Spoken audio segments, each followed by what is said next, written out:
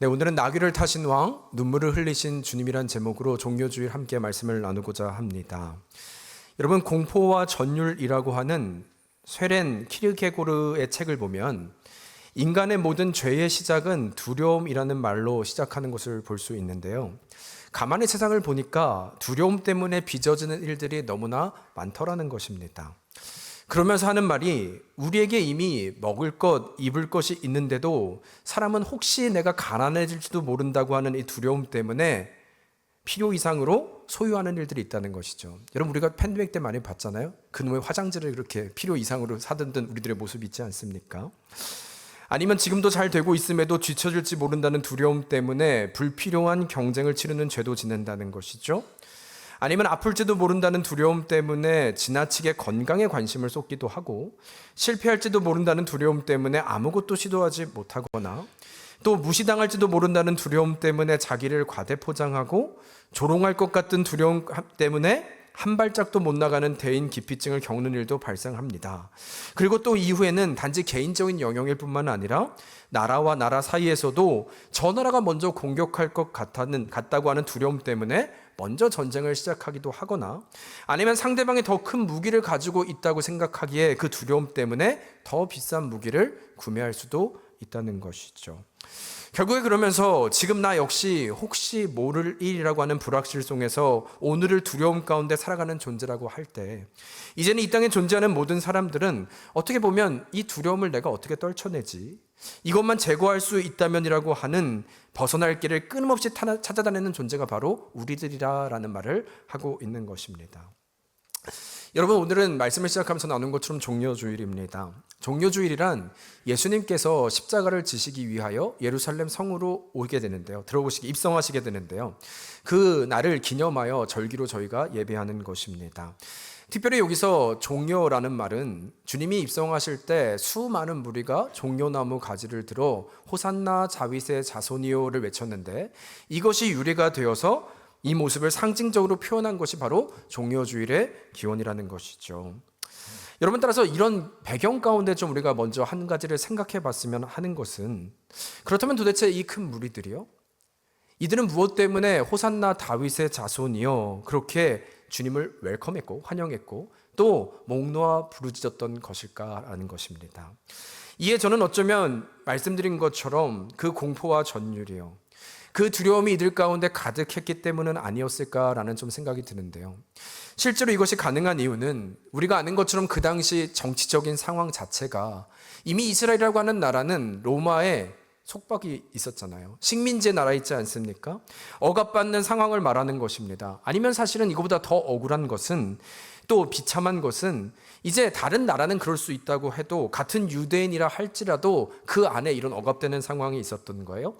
바리새인이나 사두개인이나 서기관이나 제사장이라고 하는 사람들, 이 종교 지도자들이 있었는데 이들이야말로 백성의 죄를 가지고 더 주님 앞에 나와야 갔음에도 불구하고 오히려 백성들을 억압하고 종교를 권력화시켰던 이들이라는 것이죠.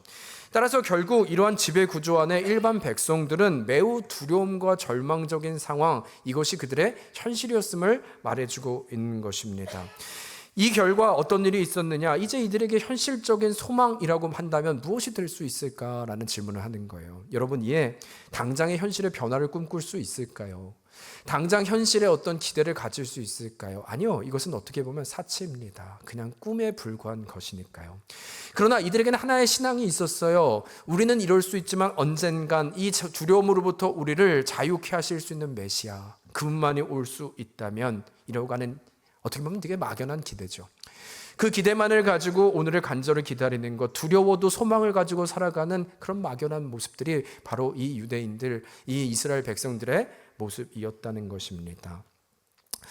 여러분, 그런데 그런 이들에게 어느 날부터 이상한 소문이 들리는 거예요. 한 가지 소문이 들어오는데, 예수님이란 분이 계신데 이분의 행적이 심상치 않더라는 것입니다.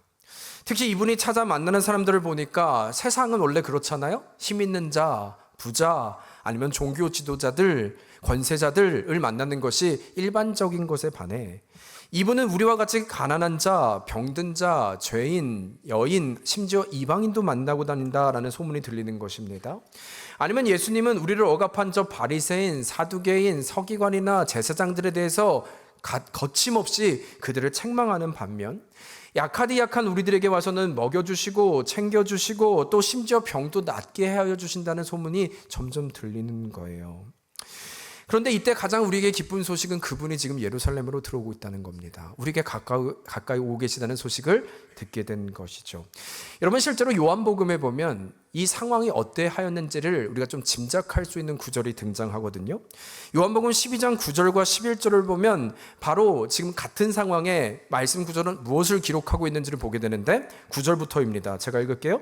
유대인의 큰 무리가 예수께서 여기 계신 줄을 알고 오니 이는 예수만 보기 위함이 아니요 죽은 자 가운데서 살리신 나사로도 보려 함이니라.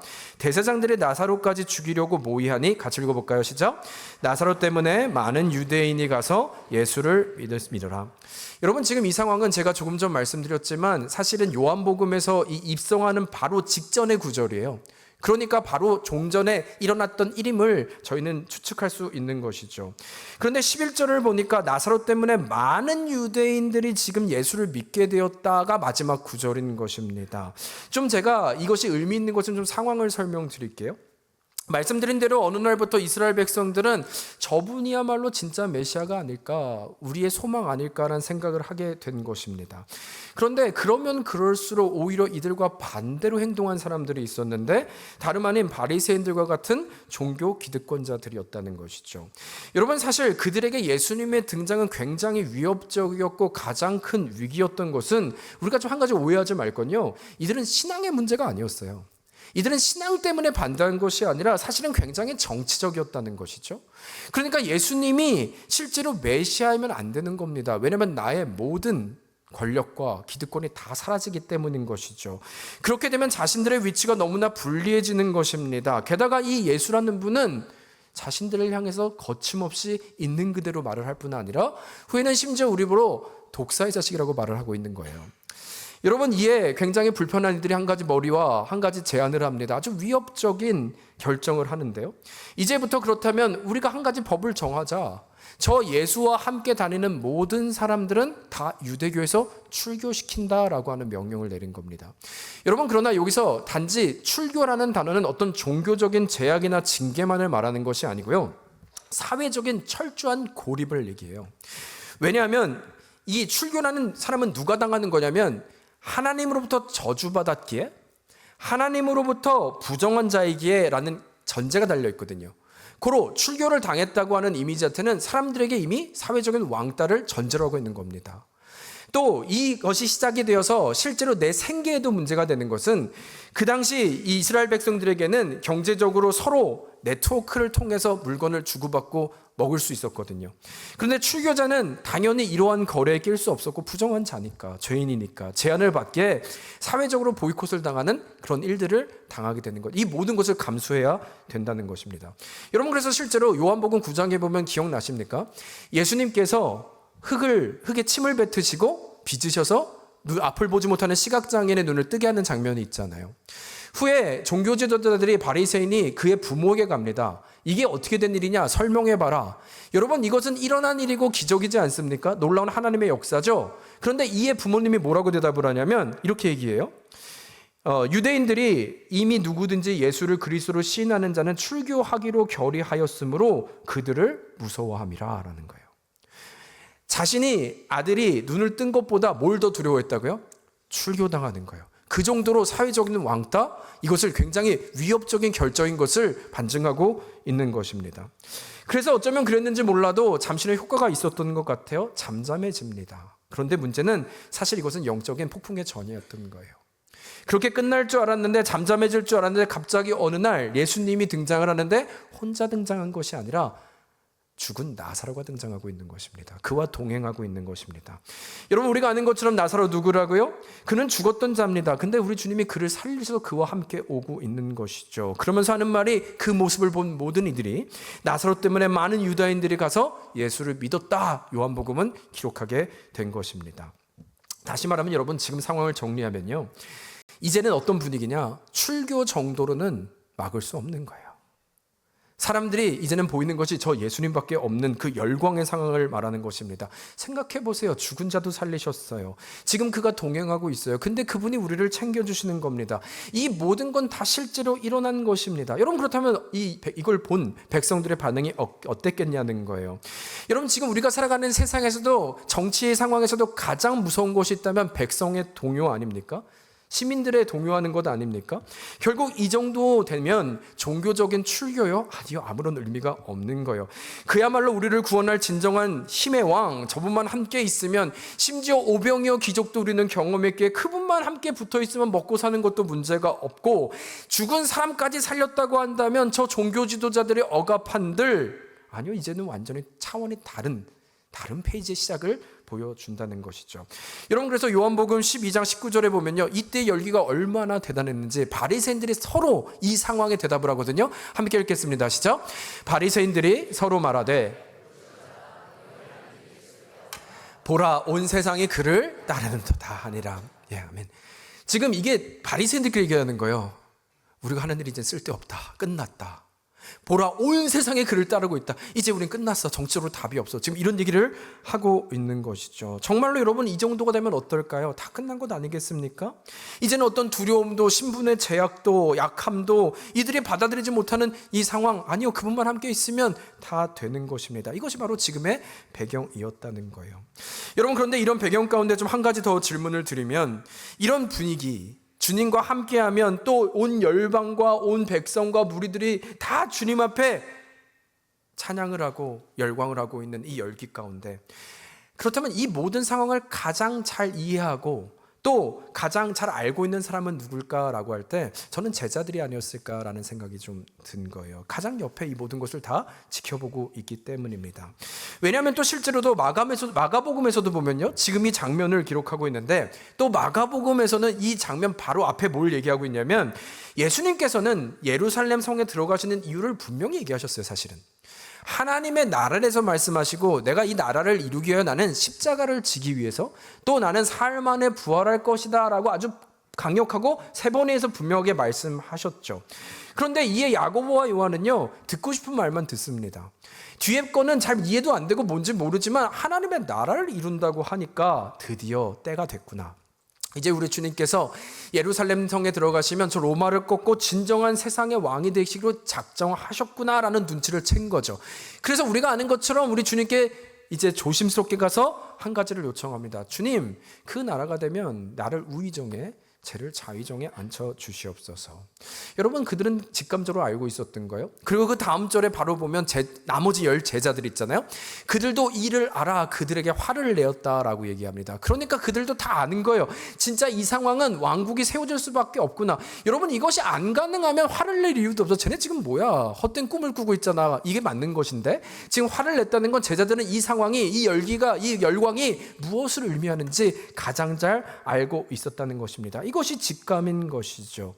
여러분, 그래서 아무리 주님께서 죽음에 대해서 말씀하셔도 그게 이해가 되지 않았기에 난 모르지만, 그러나 한 가지, 우리 주님이 예루살렘에 입성하게 되는데 그러면 다 끝난 것이다, 이건 아는 거예요. 그렇다면 나야말로 우의정 자리를 얻을 수 있다면, 좌의정 자리를 얻을 수 있다면, 그리고 그 제자들이 그것을 알고 화를 내는 이 분위기는 이제 정말 이 상황이 현실이 되겠구나를 모두 다 직감하고 있었다는 것이죠. 그리고 오늘 말씀해 보니까 이제 정말 때가 된 것 같아요. 우리 주님이 제자들을 부르시면서 예루살렘 성에 들어가자라고 말씀하십니다. 어쩌면 제자들은 그토록 바라던 일들이 일어나고 있으니까 얼마나 기대했을까요? 그런데 이때 문제가 발생합니다. 이런 상황 가운데 우리 주님이 한 가지 명령을 하시는데 뭔가 좀 이상해요. 어색해요. 왜냐하면 그 당시 왕의 상징은 나귀가 아니라 백마입니다.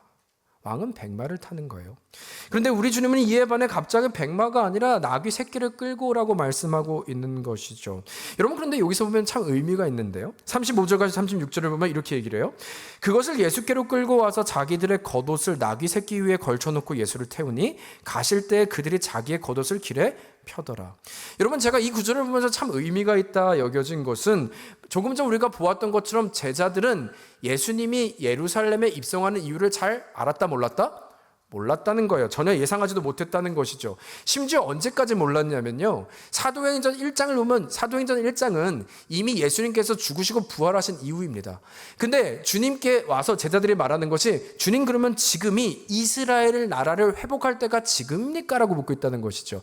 여전히 이들은 로마를 꺾고 피지컬한 나라를 세울 것을 주님을 부활하신 다음에도 그렇게 될 줄로 여겼다는 거예요. 그 말은 그때까지도 몰랐다는 거예요. 주님의 말씀을 이해를 하지 못했다는 것을 반증하고 있는 것이죠. 여러분, 그런데 여기서 주님이 나귀를 끌고 오라고 했다면 그렇다면 이것은 이해를 통한 순종이 아닌 것이죠. 근데 지금 이 구절을 보면 이들이 자기들의 겉옷을 나귀 위에 걸쳐 놓았대요. 그러자 어떤 일이 있냐면 36절 보니까 가실 때에 그들은 호산나 다윗의 자손 무리를 얘기합니다. 그들도 겉옷을 길에 폈다는 것입니다. 여러분, 좀 뭘 말씀드리고 싶냐면요, 우리의 신앙을 좀 보고 싶은데 우리는 신앙을 이해와 감정으로 하려고 하는 모습이 있다는 거죠. 내가 이해돼야 가겠다, 이해돼야 하지요. 그런데 지금 이들의 모습을 보면 여러분, 이들도 이해했는가? 아니요. 감정이 동의됐는가? 아니요. 그러나 이들은 왜 순종하고 있어요? 내가 아니라, 내 이해가 아니라, 내 감정이 아니라 주님의 말씀에 의지하여 나아가고 있다는 것이죠. 근데 그 말씀에 나는 이해되지 않지만 말씀에 의지하여 나아간 결과 나는 그냥 겉옷을 깔아서 주님에게 순종함으로 주님을 앉혔을 뿐인데 이게 다인데, 그냥 작은 믿음으로 주님 앞에 이것이 하는 게 맞는 것인데 이해가 되지 않아도 한 것뿐인데, 놀라운 것은 그 작은 결정 앞에 모든 무리들이 겉옷을 바닥에 깔고 있더라는 겁니다. 여러분, 우리의 신앙의 길이요, 때로는 이해가 되지 않지요. 이 길이 맞는지, 왜 나귀를 타시는지 수많은 의심이 듭니다. 이해할 수 없습니다. 여러분, 그러나 우리가 기억합시다. 우리의 신앙의 시작은 이해와 감정이 아니라 주님의 말씀 앞에 순종인 줄 믿습니다. 그리고 이것이 우리의 자리가 맞다면, 때로는 이해가 되지 않아도 그 자리에 우리가 나아갈 때 이제는 누가 일하실까요? 이해되지 않는 내가 아니라 하나님은 나의 모습을 통하여 하나님의 나라를 확장하고 계신 줄 믿습니다. 여러분, 이게 신앙이에요. 우리는 그 자리에 말씀에 의지하여 이해되지 않아도 나아가는 것, 그때 하나님의 역사를 보고 하나님을 찬양하는 것, 바로 이 찬양의 고백이 바로 오늘 예배하는 여러분과 저의 고백이 되기를 주님의 이름으로 축복합니다. 여러분, 그런데요, 계속해서 보면 이제 예루살렘 성에 들어가게 되었죠. 모든 사람들이 다 겉옷을 깔고 이제 오늘의 구절을 보면 찬송하리로다. 주의 이름으로 오시는 왕이요, 하늘에는 평강이요, 가장 높은 곳에서는 영광이로다. 호산나 다윗의 자손, 막 이렇게 외치거든요. 아니면 요한복음에서 말하면 호산나, 그죠, 다윗의 자손이시라고 하면서 메시아십니다 이렇게 고백을 하지 않습니까? 어쩌면 조금 전 제자들이요, 뭔가 좀 이상하긴 했을 거예요. 새끼, 나귀 새끼, 이건 아닌데. 그러나 지금 분위기를 보니까 사람들은 모두 다 열광하고 있거든요. 이런 상황에서 뭐 좀 이상하지만 여지없이 그를 왕으로 모시고 있기에 그냥 넘어가진 않았을까요? 그냥 그런 것이지, 내가 잘못 생각한 것이지, 그럴 수 있지라고 생각할 수 있다는 것입니다. 그런데 여기서 다시 41절을 보니까요, 이에 우리 주님께서는 아주 의도적으로, 또 한번 이해할 수 없는 행동을 하시는데, 그가 가까이 오사 성을 보시며 우셨다라고 오늘 본문은 말을 하고 있는 거예요. 여러분, 어쩌면 저는 이 제자들이요, 그 모습을 보고 있는 제자들, 아니면 그 수많은 무리들 너무나 당황스럽지 않았을까라는 생각을 하게 됩니다. 왜냐하면 지금의 상황은 너무나 울음과 어울리지 않기 때문이죠. 만일 이것이 감격의 눈물이 아니라면 여러분, 승리와 눈물을 어울리지 않는 단어이기 때문입니다. 왜냐하면 이것이야말로 나약한 자의 모습인 것이죠. 리더는 오히려 이럴 때 강한 모습을 보여줘야 하는 것이고 나를 따르라 하는 것이 맞는 것이지, 눈물을 보이는 것이 맞냐는 것입니다. 아니면 혹시 39절 보니까 바리새인들이 선생님 당신의 제자를 책망하라고 소리치니까 억울하거나, 아니면 내 편을 사라져야 되니까 운 것인가 라고 할 때 말도 되지 않는 것이죠. 그 다음 구절 보면 주님께서 뭐라고 하시냐면, 사람들이 침묵하면 돌들이 소리 지르리라. 돌들이 예배할 것이다. 다시 말하면 우리 주님께서는 내 편이 필요한 것이 아니었습니다. 주님 한 분만으로도 이 땅의 모든 구원자가 되시고 모든 진정한 왕이 되시는 주님께서 그 몇 명의 사람 때문에요? 아니요, 이것은 말이 되지 않는 것이죠. 그런데 그럼에도 불구하고 우리 주님 지금 상황과 어울리지 않게 또 나약하게 짝이 없는 모습으로 울고 계신 것입니다. 이 주님을 따르고 있는 제자들 당황할 수밖에 없지 않았을까라는 생각이 드는 것이죠. 여러분, 아니면 사실 이때부터였을까요? 지금 이렇게 광분하고 호산나 다윗의 자손이를 외치고 있는 이들이 며칠 못 가서, 여러분 이게 이해가 되십니까? 이들이 바로 며칠 못 가서 예수님을 십자가에 못 박으라고 소리치는 이들입니다.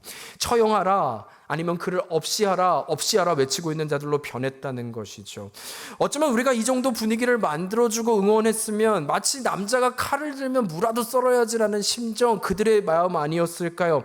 그런데 우리 주님 막상 예루살렘에 들어가자마자 현실을 보게 되었기 때문일까요? 아니면 요즘 말로 현타가 온 것일까요? 그래서 두려워서 눈물을 흘리고 있는 그 모습에 이들은 오히려 다른 생각을 품게 되는 것입니다.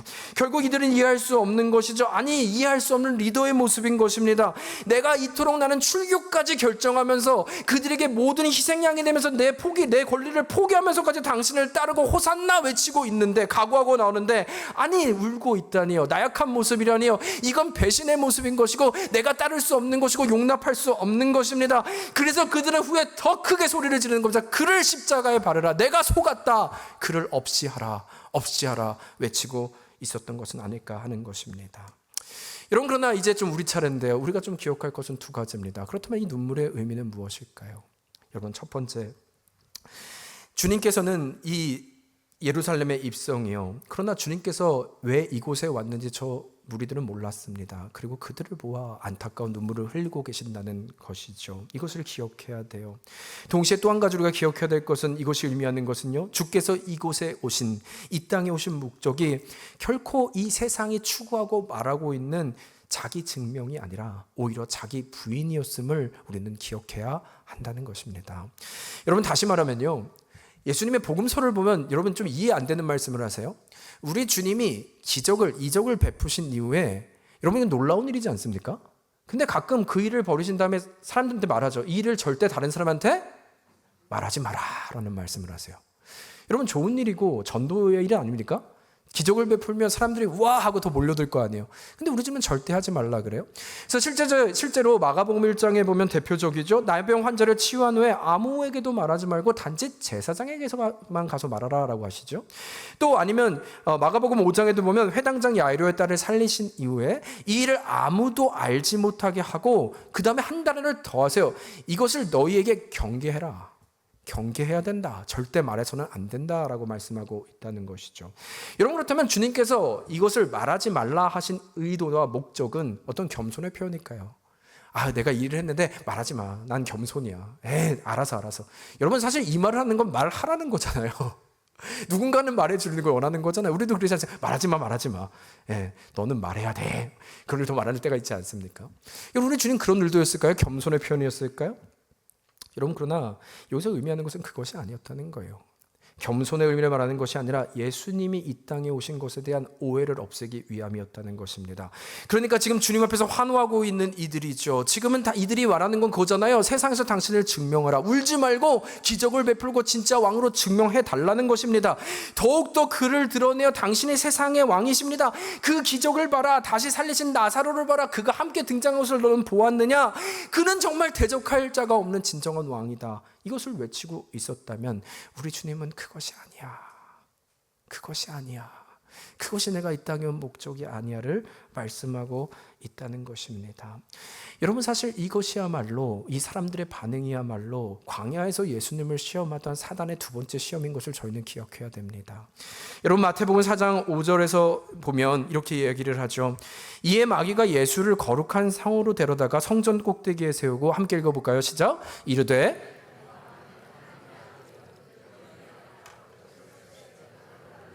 그의 사자들을 명하시리니 그들이 손으로 너를 받들어 발이 돌에 부딪히지 않게 하리로다 하였느니라.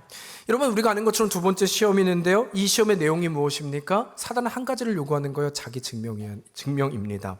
너는 성전에 뛰어내리라는 거예요. 뛰어내리면 천군 천사들이 너를 받들게 될 텐데 그걸 통해서 너를 증명하라는 거예요. 그러니까 너는 굳이 어려운 십자가의 길 말고, 그 죽음과 낮아짐 말고, 세상 앞에서 너의 실력을 드러내어서 너 스스로를 증명하는 길이 빠르지 않냐는 거예요. 그렇게 너를 증명하는 삶을 살라고 말을 할 때 우리 주님 얘기하시죠. 주 너희 하나님을 시험하지 말라. 그리고 이 모든 시험을 승리하십니다. 여러분, 결국 주님이 이 땅에 오신 이유는 자기 증명이 아님을 말씀하고 있다는 거예요. 따라서 그렇다면 무엇인가 라고 할 때 우리가 아는 것처럼 우리 주님께서 진정 이 땅에 오신 이유는 십자가였음을 우리는 기억해야 되는 줄 믿습니다.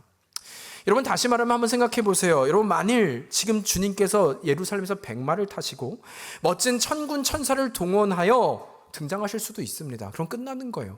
세상의 왕이 될 수 있습니다. 그러나 아니면 십자가에서도 생각해 볼까요? 그를 조롱하는 이들에게 십자가 못을 다 빼고 벼락을 쳐서 심판하는 거 멋지지 않습니까? 세상에 놀랄 일이지 않습니까?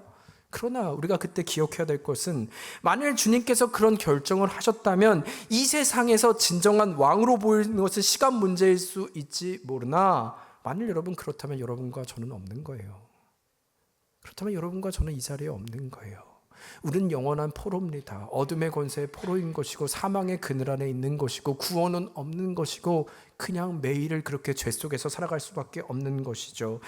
우리 주님 반드시 이 세상에서 최고의 멋진 왕이 될 수 있지만 사망의 권세 아래 묶어둘 수 없기에 그 십자가를 갔음을 우리는 기억해야 한다는 것입니다. 여러분, 그래서 기억해야 될 것은 이것이 은혜라는 거예요. 세상은 이렇게 말함에도 불구하고 우리 주님은 우리는 그런 생각을 갖고 있음에도 불구하고 다른 이유가 아니라 여러분과 저를 위하여 결코 이 세상에 말하는 길이 아니라 우리를 살리시기 위하여 죽기까지 아버지의 뜻에 순복하셨다는 것이죠. 그분의 뜻을 포기하지 않았다는 것이죠. 내가 이 잔을 나에게서 멀리 하여 달라고 말했을지언정 그 길에 세상은 이해하지 못하고 눈물을 흘려갈 수밖에 없었지만 그 길에 순종할 수밖에 없었던, 그러나 그 길이 있었기에 여러분과 제가 있는 은혜를 경험한다는 것입니다. 결국 우리의 바람과 뜻이 아니라 그분의 결정으로 인해 구원은 이루어진 거죠. 그래서 우리는 은혜라고 말하는 것이죠. 그 순종함으로 인해 우리가 다시 살아나고 새로운 피조물이 된 것이고 그 은혜로 구원받았음을, 그래서 우리는 주님을 찬양할 수 있는 근거가, 또 아멘으로 답할 수 있는 근거가 될 수 있다라는 것입니다. 여러분, 그런데 지금의 이들의 모습에는 그런 모습 보이지 않는 것이죠. 심지어 제자들조차 주님의 뜻을 알지 못하는 것입니다. 이에 우리 주님 눈물을 흘리시더니 오늘 42절에 보니까 그 이유를 말씀하세요. 42절인데요. 같이 읽겠습니다. 시작.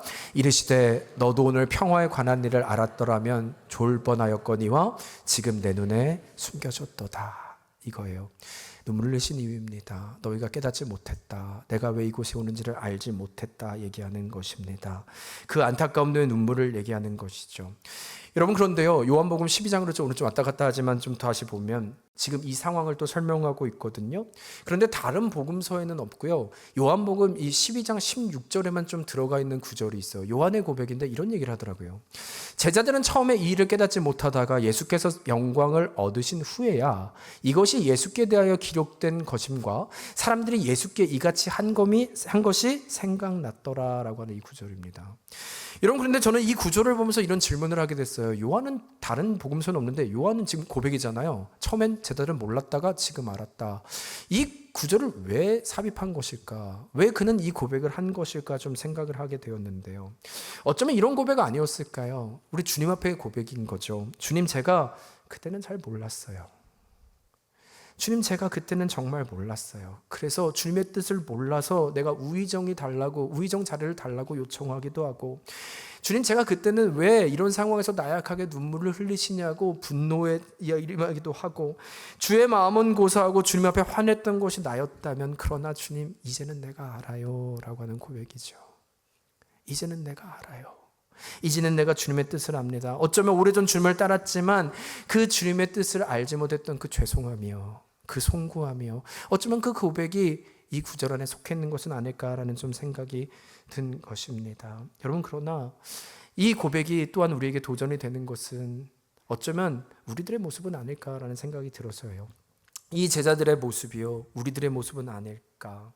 어쩌면 사실 이들이 주님을 왕으로 삼고자 하는 여러분 궁극적인 목적을 한번 생각해 보세요. 이들은 나귀 새끼가 아니라 백마를 태우고 싶어 했습니다.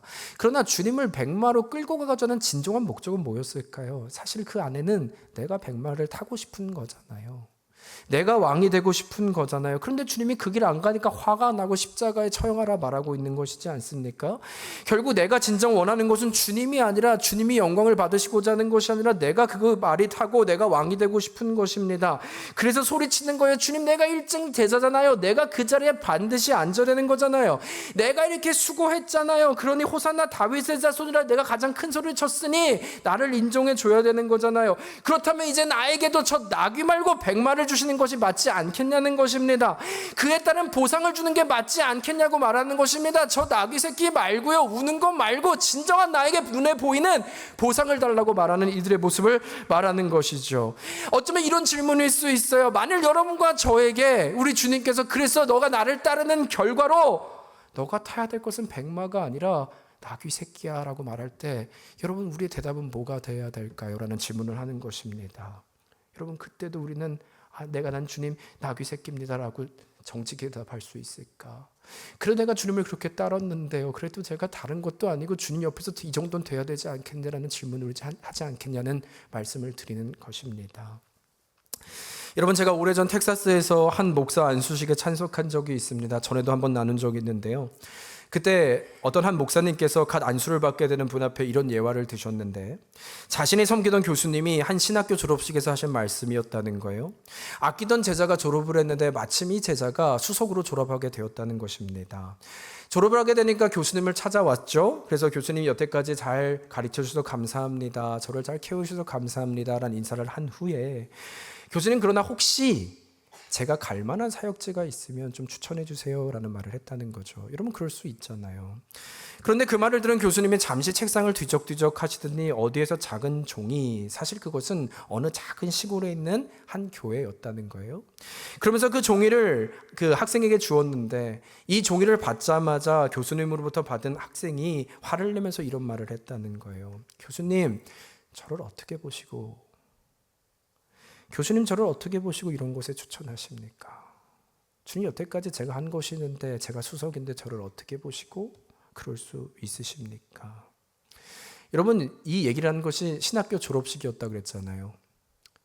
신학교 어쨌거나 졸업식이니까 무언가 새로운 일과 기대와 하나님이 하실 일과 그 사역자의 자리에서 나아가는 기대감, 아니면 열광, 흥분, 어쩌면 예수님이란 이름 앞에 이 무리들이 모여있는 모습이 그들은 아니었을까요? 그런데 갑자기 그 말이 들려지는 순간 그 졸업식에 정적이 일기 시작합니다. 그러던 한 학생이 일어나 옆으로 나아가 무릎을 꿇기 시작해요. 또 옆에 있는 신학생이 일어나 같이 무릎을 꿇기 시작합니다. 모든 학생들이 다 무릎을 꿇고 울며 졸업장이 아니라 회개의 부흥의 장이 되었다는 얘기를 들은 적이 있습니다. 여러분, 제가 잠시 신학생의 말씀을 드렸지만 사실 우리는 어떨까요? 만일 주님께서 제가 조금 전 질문이요, 백마가 아니라 너가 갈 길은 나귀 새끼야 라고 하면 어떤 결정을 하겠습니까? 여러분, 혹시 우리 마음에 이런 게 있지 않아요? 그래도 내가 목사인데, 그래도 내가 주님을 그렇게 섬겼는데, 내가 장로요, 내가 권사요, 내가 그래도 주님 앞에서 30-40년을 예배를 드렸는데요, 그래도 어떻게 내가 주님 앞에서 예배 한번 빠지지 않고 그렇게 나갔는데 나에게 나귀 새끼를 타라고 하실 수 있습니까? 그래도 내가 지도자인데 사람들이 내가 보는 것이 있는데 나를 어떻게 보았기에 그렇게 말씀하실 수 있습니까? 내가 주일 예배 한번 빠지지 않고 이렇게 주를 위해 헌신을 했는데 어떻게 나한테 나귀 새끼를 말할 수 있는 것입니까? 그래서는 안 되는 거예요. 그럴 수도 없는 것입니다. 그래도 내가 기도를 했는데 응답을 주시는 것이 맞는 것이죠 라고 하는 우리들의 대답이 있지 않을까 하는 것입니다. 아니면 우리의 인생이요, 우리 체면이 더 중요한 것이죠. 아니면 주님, 왜 새끼 나귀를 타고 오십니까? 그래도 내 체면이 있는데 차라리 그럴 바에는 걸어오시는 게 낫지, 왜 나귀 새끼를 타세요? 내 체면과 내가 지위가 있는데요 라고 하는 이런 질문들, 어쩌면 우리의 질문이 될 수 있겠다 생각을 하는 것입니다. 여러분, 그러나 우리가 기억합시다. 주님이 이 땅에 오신 목적은 우리를 살리시기 위함이고 그 결정이 있었기에 여러분과 제가 있다는 것입니다. 그런데 우리는 자꾸만 다른 것을 찾는다면, 우리 주님이 이 땅에 오신 걸 우리를 살리시기 전에 우리는 자꾸만 다른 것을 찾는다면, 여러분, 우리는 그 무리와 별반 다르지 않다는 것이죠. 여러분, 그러나 저는 그런 의미에서 조금 전 요한의 고백이 됐으면 좋겠는데요. 주님, 제가 전에는 그랬습니다. 그러나 이제는 압니다. 내가 전에는 그렇게 주님을 믿었어요. 그러나 이제는 제가 그 길을 가지 않겠습니다. 이것이 저희의 고백이 되면 어떨까요? 그래서 주님 새끼 나귀를 탄다 그래도 주님이 나의 왕이십니다. 내가 그 길을 갑니다. 이것이 우리의 고백이 돼야 되지 않을까라는 생각을 하는 것입니다. 어떻게 가능할까요? 요한은 이 고백을 했어요. 그 주님이 이 땅에 오신 이유가 생각났더라. 주께서 나를 향해서 오신 이유가 생각날 때만 가능한 것입니다. 여러분, 성령님이 우리를 기억하게 하여 주시겠지요. 그 은혜를 말씀하신 것이겠죠. 그때 우리는 고백하는 것입니다. 자기 증명이 아니라 오늘을 주를 위해 사는 인생이 될 수 있는 것입니다. 여러분, 이 시간 말씀을 마칩니다. 우리 안에 종료주일이에요. 내일부터 고난주일이고 다음 주는 부활주일입니다. 내가 아니라 주님입니다를 기억하는 한 주가 되셨으면 좋겠습니다. 내가 주님을 따르는 이유는 내 목적이 아니라 나를 살리신 그분을 아는 것입니다. 그분이 주인이고 세상이 쫓는 백마가 아니라 그로부터 불러내어 우리는 어둠에서 불러내어 진정한 왕, 나를 위해서 이 땅에 오신 그분을 이해하고 따라가는 것이 우리의 신앙의 목적임을 알아 나아가는 것, 이것이 맞는 것입니다. 바라기는 이 신앙의 고백으로 한 주 주님과 친밀한 교제와 승리를 누리는 여러분과 제가 되기를 주의 이름으로 축원합니다. 아멘. 여러분, 그런 마음으로 좀 같이 찬양했으면 좋겠는데요.